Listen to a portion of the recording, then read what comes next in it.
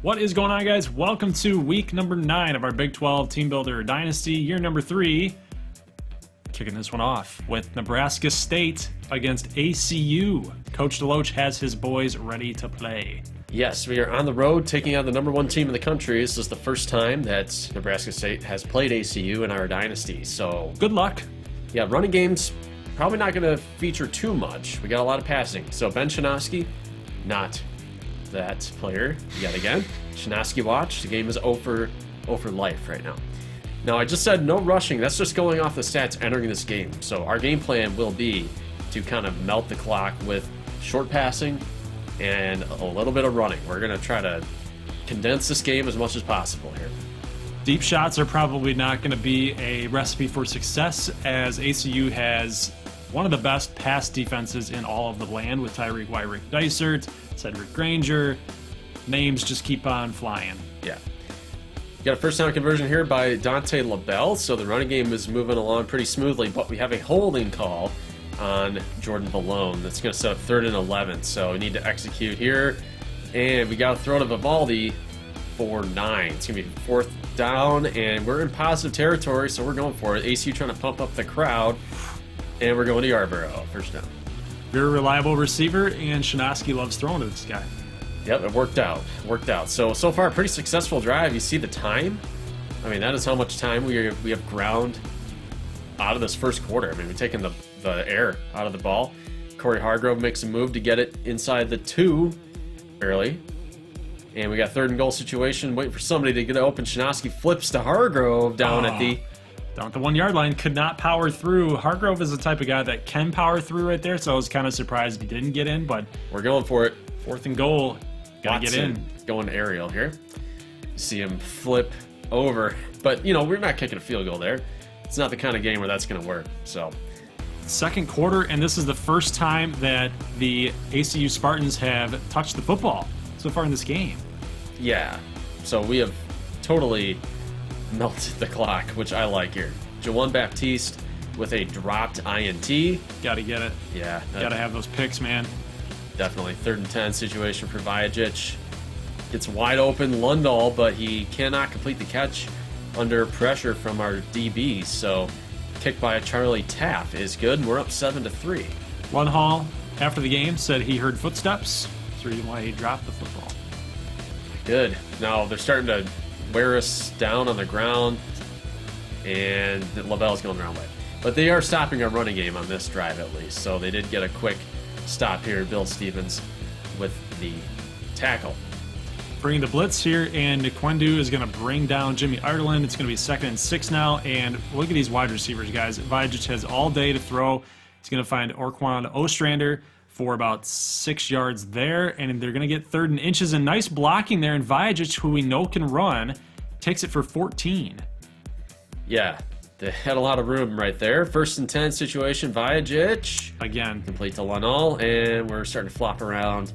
Finally hauls him down for 23 yards, and a missed tackle. He was a sitting duck, and we barely missed him, and he's going to go to the house for a 14-yard touchdown run. Should have had him right there. Shoulda, coulda, woulda. Right there, really close. Shinosky running option on his own here, taking this one for about 12 downfield, so that's good. Got 2nd and 8 here. We're under 3 minutes to go in the half, and it's only 10-7.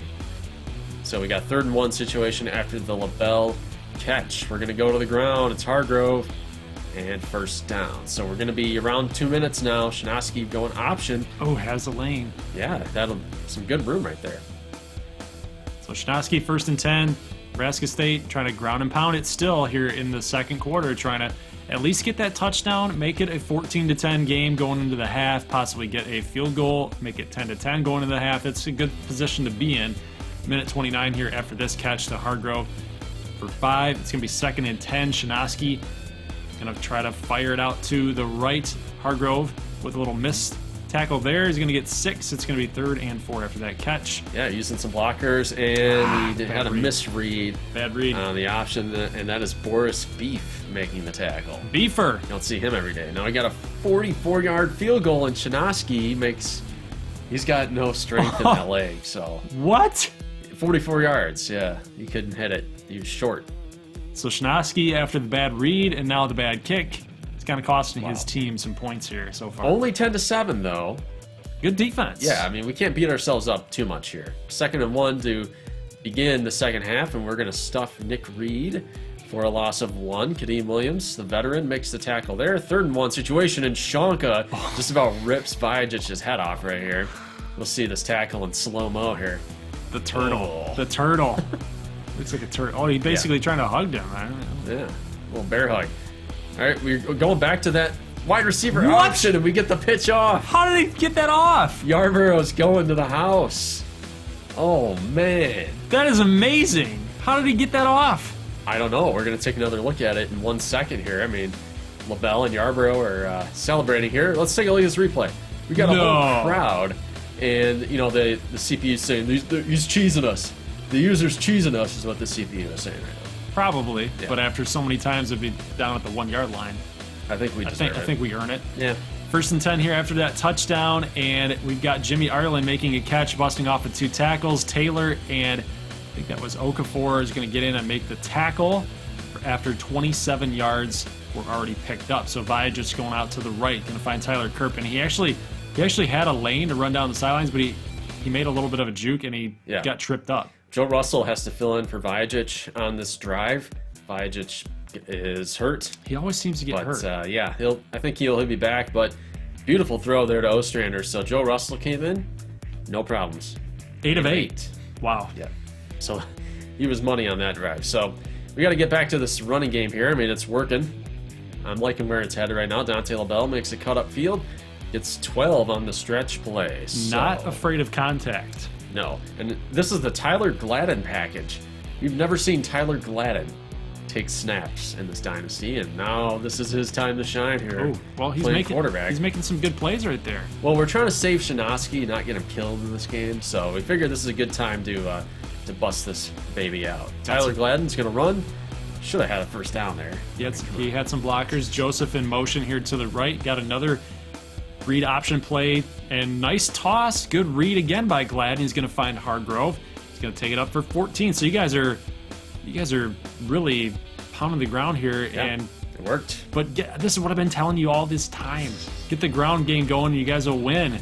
Yeah. 3rd and 5 here after Shnosky gets out of bounds off a hurdle, and a pass complete to Jamarcus Kimberling. You haven't heard that name called in quite a while. It's going to pick up the first down, and Dante LaBelle going to get in for the touchdown. Going to be 21-17.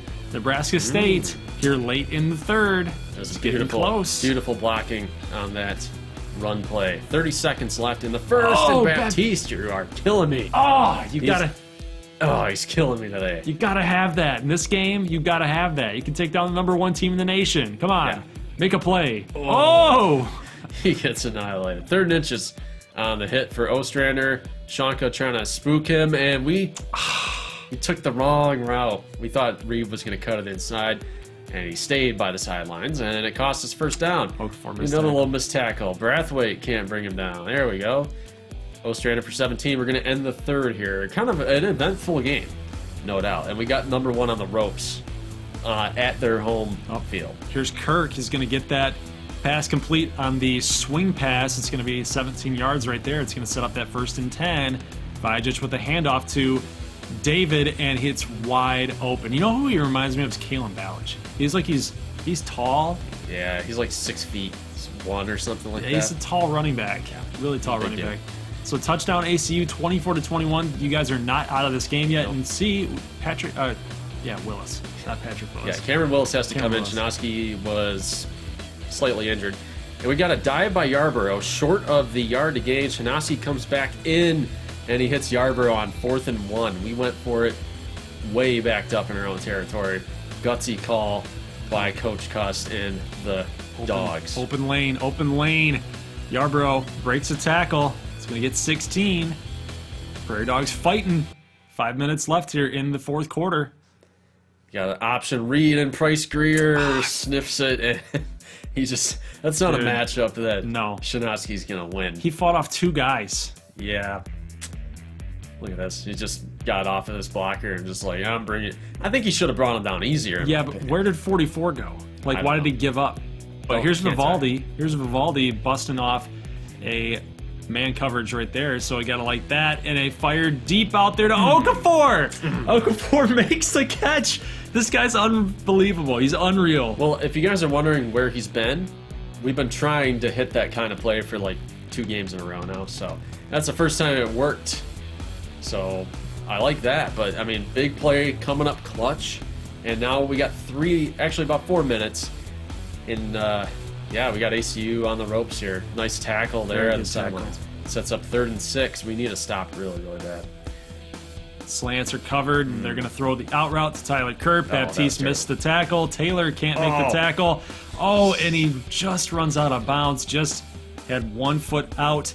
And Vajic with the read option is going to take it in himself, and ACU gets the lead back, 31-28. You know, I thought I jerked the control stick to the left before I dove. Apparently I didn't. 2nd and 7 here. Shinosky trying to make a play. He's rolling out. He's getting harassed. He's going to throw this ball away. We got a 3rd and 7 coming up. And we need something. Something's got to happen here. 3rd and 7. Oh, you got how many times have you said that? How many times have you told me? I realized that when I was editing this. And picked off. Shinosky is picked off by Chandler. Sets up Vajic with this easy throw. Ostrander. Just nobody in the same area code. Nope. Prairie Dogs are starting to unravel here. Yeah. Well, we'll see if we can do something here in this last minute.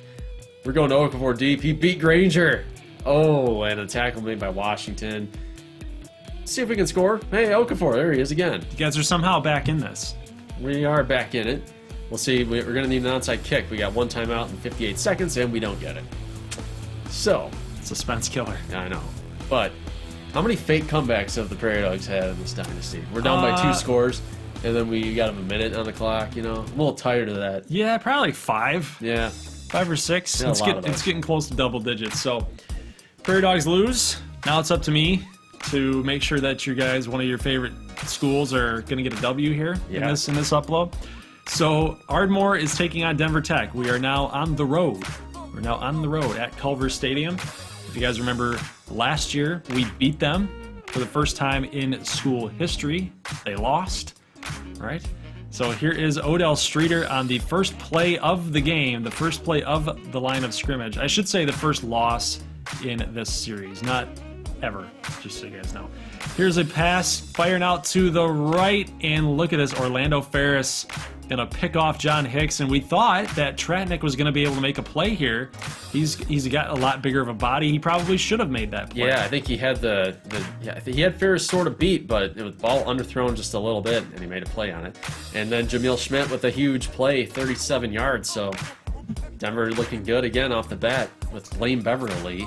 Managing the quarterback position. Not Alex Makovich. He is still hurt, so Clark Outlaw with that reception, and Denver Tech's going to have to settle for a field goal. So good job by Ardmore's defense to make that stop. An unbelievable pass intercepted by Kenny Brocious. And John Hicks now has 2 interceptions in the first quarter. And honestly, that throw probably needed to have a little more loft on it to make that play. Yeah, not the best start in the world for Hicks, but we got 3rd and 5 for Ardmore. And we might have a face mask here. The pass is incomplete, and Golaroy had the play made, and then for whatever reason just had to grab the face mask. So it's going to give Denver Tech another shot, and a little fake to the left and a pitch. It's going to be 4th and 6 after that handoff, or that toss to Jamil Schmidt's not going to work. So flipping over to the next couple minutes here, Denver Tech gets the football back, and they're going to pick up another first down. So we're ending the first quarter, and Jamil Schmidt going to take a big hit from Adrian McCool, but not before he picks up the first down. And here is Beverly doing a little bit of a fakey move, and he gets into the end zone. So it's going to be 13-0 at the end of the first. Yeah, Ardmore, you got to figure something out here, man. Guerrero finally might be getting the running game going. Gets 10 yards on that. And a nice completion there to Ransom. So you're starting to move the football in the right direction. Yeah, I mean, we're not out of this game. 2 touchdowns are going to get us back into it. So got to do what you got to do. Here's a 9-yard reception to Jake Wood. And here is a play action, a little read option here. And Hicks is not going to go anywhere. Gonna get dropped for a no gain. It's gonna be 3rd and 4, and Hicks rolling out to the right. We like to see this. A nice pass complete to Tyrell Hibbard. A little fake, and he had the touchdown. He just ran out of bounds on the juke here. So it's gonna be 1st and goal. 4 minutes left to go. Ardmore looking for their first score, firing out to the right to Zach Flores. The back of the end zone. It's good for a touchdown. We are now back in the game. 13-7. Flores is playing pretty well for you guys so far. Yeah, he's a good receiver. Just, you got to get him open in space a little bit more. 3rd and 3 after a big hit, and had it, bringing the blitz, but Scott Thomas, former really high running back recruit, picks up the first down, and Alex Brewer gonna get in for a touchdown on that 28-yard bomb, and just missed coverage in the backfield. Right here, watch this. McCool, missed. Apollo Warren didn't get back in time, didn't get back far enough. It's going to be 20-7. Here is DeQuandre Shook, almost going to bust it. He got one man to beat. He can't beat him. Minute 45 left to go. Here is Zach Flores. Nice reception, and look at the little juke move, baby. Nice. Like it, love it. We need you to get a little more speed in the afterburn there to get a touchdown, though. So still 20-7 and pass almost complete. Kate Sapchansky just drilled Buchanan. Yeah, Buchanan makes those drops a lot. It's kind of frustrating. He's a freshman, Yep. So Hicks now 8 of 14, and the field goal is going to be up and good by Zobko. We're going to go into the half down by 10. So it's manageable. Yep. It's not as bad as you might feel like right now. It feels like Denver well in control of this game, but it's only 10. But you got to stop Jameel Schmidt. And I noticed Denver is playing a little more under center today. It's kind of a weird look for them offensively, but they are still running the option, but you get a stop on Schmidt here, so maybe the tide is turning. We'll see. It's a good tackle by David Price, and here's Braverman making a tackle on the outside to Clark Outlaw, so we do get a stop, a much-needed stop. So Ardmore back with the football. DeQuandre Shook with a little fake right there is only going to get about, they're going to give him 10, but we do get stopped and inches, so we do end up picking up the and inches, so it is a reset of downs, 1st and 10, and Hicks takes a lick. Hicks takes a lick. Yeah, it was Orlando Ferris. A really smart player. I mean, the guy is all over the place making plays. You got 3rd and 18, got to make this happen. How did Hicks do that? He threw against his motion. I don't know. How did he do that? Little Johnny Manziel in him right there. So Hicks, 2nd and 10, and he's going to roll to the right, pick up that first down. So now we're starting to move the ball. I like to see this. DeQuandre Shook picking up the 8-yard gain right there up the middle. 3rd and 2, and here's Shook again, going to get the first down. So we're starting to grind the clock down a little bit. Minute 17 here in the 3rd, and Hicks fires to the right. Pass complete to Ryan Markham, but now Hicks is down. Hicks is down, and he's holding his arm. What is this? And the catch is going to be under review, and he's clearly out of bounds. So that's literally adding insult to injury. Yeah, you're right, because the throw didn't even count. And I feel like he could have made that throw just a minute, I should say a second earlier, and he would have avoided that hit. Yep, so here's Apollo Warren making a nice tackle, but just didn't get off the block fast enough as Schmidt's going to pick up the first down. Here's Beverly flipping it out, and Price can't make the tackle. We had it right there. Was going to get Denver Tech to punt us the football away, get it back. Man, it sucks. Scott Thomas is going to get up for 17. 2nd and 10. Here's Thomas. Price does make this tackle, though, so I like the one-on-one tackle right there. 3rd and 12, and here is a screen. Kenny Braverman. Okay, good. Freaked me out a little bit, but Denver Tech is going to kick the field goal, and it's going to be 23-13, so we're still back down by 10. So here's Grayson Stanfield. Yeah, he's got to get it done, man. The freshman. High stakes entry here.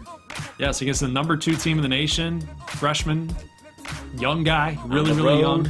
Yeah, it's go time right here. So here's a nice pass complete to Kevin Tratnick. He's going to get the first down right there. 2nd and 6, we're jumping a little bit ahead. Here's Zach Flores, going to get out of bounds, going to get 15. So Stanfield's looking like he's a little comfortable. Yeah, I mean, he's looking good so far. Is he going to take a shot here, though? He's going to try it into coverage. Bullocks with the deflection. Risky throw. Very risky Trying throw. to make something happen, though. 3rd and 6, and he's going to fire right there. Nice little pass complete to Chiquendu. He's going to pick up the first down, 17 yards. And here is a pass complete to Chiquendu yet again for 4. And touchdown Ardmore. So now we are down by 3. We got to get a stop on D. It's a good debut. I mean, he has got a little bit of action, and it's not his first touchdown pass, but, I mean, for the job being his, that was a good start. Yes, and for what we know, Hicks isn't coming back in this game. Yeah, well, we'll have an update here 3rd and 1. eventually. 3rd and 1, trying to get the goal line stand right there, and they're going to pick up the first down. We are down to 1 timeout, and that is the game, guys. So, Denver Tech, what can you say? They find a way to win. Now, I don't know. Hicks didn't play really that well, so I don't know if had he stayed in the game that we even would have made it close. I don't know. Yeah, it's hard to tell. You gotta like what you saw from Stanfield, but Denver Tech is just a tough out period. So we'll see what the status is on Hicks eventually. We'll fill you guys in on that. But we're gonna go Midland and Odessa here, big time rivalry matchup, one that has not been featured yet in our dynasty. I mean, I would have liked to have shown it, but it's just wasn't enough at stake here. But Midland, right in the thick of things in the Big 12 West. And they have really bossed Odessa State around. And right here early, they get a turnover. Danny Booker throws the INT to Spurlock. So Midland in control here early, trying to get Claudio Keller going on the ground. Should also mention that Claudio Keller in the Heisman race, Yes. right? And in this rivalry game, Odessa State has about 20 recruits coming to visit them. 26 visiting recruits. So they need a huge showing if they want to impress people. Oh, but my God. Like the Midland running game right now with Pence and then with Claudio Keller. Obviously, they want to make a good impression here. Just put the boot on the face of their heated rival. But Odessa gets a stop here, and Midland goes conservative. It was an interesting call in plus territory. So Odessa's going to dig themselves out of this hole with the throw to Sisk. Try to go downfield, and a bomb down here. He caught that? Yeah. Kyle Rivera caught that? 28-yard catch. Odessa making them pay for that conservative decision because they are almost going to screw up. Man, they're slinging it. Now, if he would have had that just a little bit higher, a little bit more loft, that would have been a touchdown. Going for Pat Dowdell, the quarterback / wide receiver. And they have to settle for a field goal. Stop on the next drive, and Stokes King hunting down Booker, but he completes the throw downfield to Skinner. But, man, I mean, that guy just throwing you around, like, props to Danny Booker. For taking it like a champ. Yeah. Here's Logan Sweeney picking up what looks like to be the first down. It is. He's going to get 8. 59 seconds to go here, and Booker all alone in the backfield. He's going to go left, and he reached over. Yeah. Oh, my God, it's a revelation. They're getting smarter. The players, the CPU is getting smarter, everybody. It's learning. AI. It's learning. 10-0 here, Odessa. Can you guys believe this? They're up on the number 7 team in the nation in this rivalry game. 10-0. We're almost to the mid part of the second quarter. Yeah, it's kind of a surprise right now. Dexter Whiteside running option gets 11. So if there's one area you want to attack, secondary for Odessa is okay. The defense or the ground game is pretty weak. I'd say the run defense is weak. Richard Anderson, one of the young guys who looks pretty good. You can always tell who he is because he's got the flowing locks. He's got the locks, man. That's Ryan Anderson. Oh, look at Claudio Keller. Ooh, He does take a big lick, though, out at the 3-yard line, and here is Whiteside handing the ball off to Keller. On 3rd and goal. Down at the Pence, 1. Excuse me. Down at the 1. Of course. And They're going conservative again. unbelievable. I cannot believe they kicked the field goal there. Why? Man, You're Midland against Odessa. Go for it. Rivalry game, man. I don't get that one at all. Good completion there to Livingston. Another first down. So they're picking up like 12, 13, 14 yards a chunk right now. And draw play on 3rd down again. Another really conservative call that I don't really... Nobody really wants this game. I don't know, man. I don't appreciate that call. Bosworth with the tackle. Settles for the field goal. Huge completion there to Vargas for 27. Midland State spreading them out again, going back to the well with Vargas, and now they're almost at the 20-yard line. Man, he threw that ball so hard, it was hard for the cameraman to catch up to it. Yeah. Now we got Keller getting 12. 1st and goal for the Mustangs. Let's see if they can cash in this time, and they do. Claudio Keller takes the hit there and falls forward into the end zone. Now it's a 13-10 game.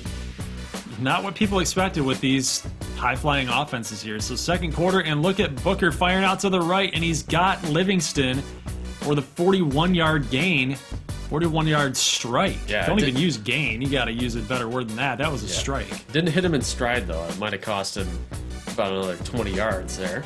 3rd and 6 situation here. And the protection can't hold. Booker's going to get sacked by Marty Wietenheimer. And Odessa will hit the field goal. So they do convert 16-10.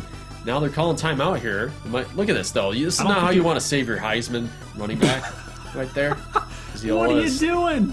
The center is rolling up on his hamstring. That's bad news. So Odessa trying to make Midland pay, but Danny Booker pays for that screen pass. So Midland's going to get one more crack at this before the half. Let's see if they can do it. Oh, incomplete by Goolsby. So halftime, 16-10. Not what people thought. Not what I thought. I mean, this is getting a little out of hand, in my opinion. We need some offense in the second half here. Well, let's see if Odessa can deliver and get the knockout blow in this potential upset right now. They are going to move down the field. That's complete to Pat Dowdell. Patty D makes a catch. Making an appearance. Here's a nice run blocking right there for Logan Sweeney, and I like how he runs. He runs hard. You know, when he gets his opportunities, because they don't run at all. He's a Christian McCaffrey type. You say it all the time. Yeah. He gets his opportunities, he hits the holes, and he hits them hard. Well, Midland State not going gentle into that good night, as they say. Claudio Keller for 5. They need to convert, though. And he's going to walk right into Furstenberg. Dude, you had the lane on the right. Jeez. All right, 2nd and 8 here in the 3rd, and a strike complete to Livingston. So Booker is feeling it. Midland, though, needs a big play to stick in this game. They can't get any pressure. Oh, and Bruce Hobbs might have delivered. Oh, no. There he goes. He's going to the house. That's a house call right there. He will go all the way. 17. No. Oh, man. So, you see the script all the time. Is this the part where the underdog chokes the game away? It seems like it. It's starting to feel like it. It just really depends on what they're going to do and how they're going to respond here on this possession. So Thomas Brunner makes the catch. 3rd and 12 now as we jump a little bit forward. Rivera going underneath. Only going to get 7. So tackled by Bruce Hobbs. They have a chance. They have a chance to take the lead here with a touchdown. And on 3rd and 5, they're going to go with a screen pass. Go figure, right? Love the 3rd down screen. 370 yards right now for Danny Booker, but you know the protection. He doesn't have a lot of protection. Yeah, he's still getting the ball out pretty quick for the most part. This time he gets some good protection going deep, and he hits him. Cal Rivera. Look at that. 34-yard. You give the guy protection, he's going to find the open guy. 443 yards on that touchdown pass, and it's going to be 29-17, but Midland State's going to, I don't know where this flag is going here. It's going to be a holding call. It's going to push him back to 2nd and 13. Yeah, they converted, though. Keller gets flagged, and then Whiteside is going down there with a sack. Oh, there's Anderson. Gets him again. 3rd and 20. I'm surprised they're not calling a screen. Anderson yet again. Dude, Anderson got in on that play, and he caused the incompletion. He hit him as soon as he was throwing. This is getting out of hand for Midland State right now. Pass to the right, complete to Khalid Livingston. 2nd and 7 here. Going a little bit forward down the field. And Gibson's going to get 4. So it's going to be 3rd and 3. Booker firing up the middle into traffic, and somehow it's complete to Kyle Rivera. 2nd and goal right here. Yeah, Gibson, though. Can he get in? He went in and he does. The 1-yard line monster is just not... it's not having a good day today. Let's say that. Odessa, though, looks like they're going to do it, unless Whiteside can pull a rabbit out of the hat here with 1:20. And Kevin Vargas going to bowl over the DB there. And a strike complete to Vargas. But they're going to need some help here with the onside, and conversion is no good. They do have 3 timeouts, 1:09. You can still make some things happen here, but yeah, down 12. Yep. Probably not going to happen, guys. And look who's going to get in the end zone, Logan Sweeney. They're rubbing it in. They could have kneed the rest of the game out, but That's Why? not Odessa's style. Why? Why would you? Why would you? Yeah. Why would you do that? It's a rivalry game. Yeah, you can't do that in a rivalry game. No. Congratulations to Odessa State, knocking off number 7 Midland, and the fans are upset. A lot of crazy games here going on in this week. Absolutely nuts that Odessa State pulled off the upset at home. Midland State falls, number 7 to Odessa. Yes, they didn't just beat Midland. They really pounded them into the ground. Ever since this Hobbs interception, I mean, from that fourth quarter, completely dominated by Odessa State. And as we see the numbers here, Midland was only held to 369 by Odessa's defense. So this team, they got up to play Midland in a big way, 568. Danny Booker just slayed it. Yeah, he slayed he it really today. did. 73% completion, 2 interceptions though, and it didn't really seem to cost him. The one did, the Bruce Hobbs pick 6, but man, oh man, he came back and he slung it around and wow, just man, 3 receivers over 100 yards. Yeah, it was insane. Thing of beauty. And Dexter Whiteside, we talked him up, pumped him up a little bit, but I think this passing game has to be better.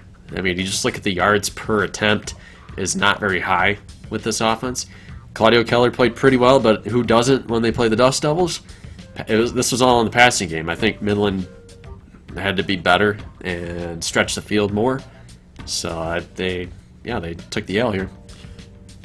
Just fits the narrative of this football team. Yes. Losing a close game. I mean, not even losing a close game, but losing a game that's clutch that they needed. Losing early in conference play, too, because Right. for the last 3 years we've been talking about this team, and now they're 2-2 after 4 games. You have to win out from this point. Exactly, yeah. All right, and taking a look here at the next game, 48-42. So Camu yet again are playing. They're playing really well on offense. They're slinging it around everywhere. Keon Sykes for Amarillo, doing some nice things here. He caught a touchdown pass from Dede Dukes. Also caught another one here late in the fourth quarter. Yeah, this Amarillo team, this offense for Amarillo, they can put up the points. And now It's not bad. yeah, Camu was kind of lucky here to skate out of this. This is one of those deals where, as a team, you're reeling, you know? And even if you play in a quote-unquote easier team like Amarillo, like, after the 3 losses that you just had to eat, you know, you're going to have to grind this kind of game out. I think on paper, Camu was way better than Amarillo, and giving up 42 points is bad, but you got to stop the bleeding, right? And that's the kind of game they just had. 459 for Amarillo to 404. See 3 turnovers here for Kansas A&M. Jace Raymond intercepted twice. You see the running game here. Fritz scored twice as well, and then Boggs and Freeman. So the ground game was really good. Passing game got some touchdowns, and then we see Dede Dukes. Yet again, slinging it, man. 4 touchdowns, 54%. Not the best completion percentage that you'd ever want, but you know he did what was asked of him, and he was throwing touchdowns. I think he's going to get drafted, honestly, after this year. Maybe late, but he's definitely going to be an NFL project, but I think he belongs at that level. Sykes had a good rushing game, caught 2 touchdowns. Another close one here, loss for Broken Arrow, 45-42. McAllen comes through, and guys, McAllen's starting to look a little bit legit this season. Kind of like, I mean, didn't we call for this a little bit? That A little bit. I mean, they're well. They're kind of top heavy on the roster, but it is a very good top. Let's just say that. Yep. With Carson Jackson.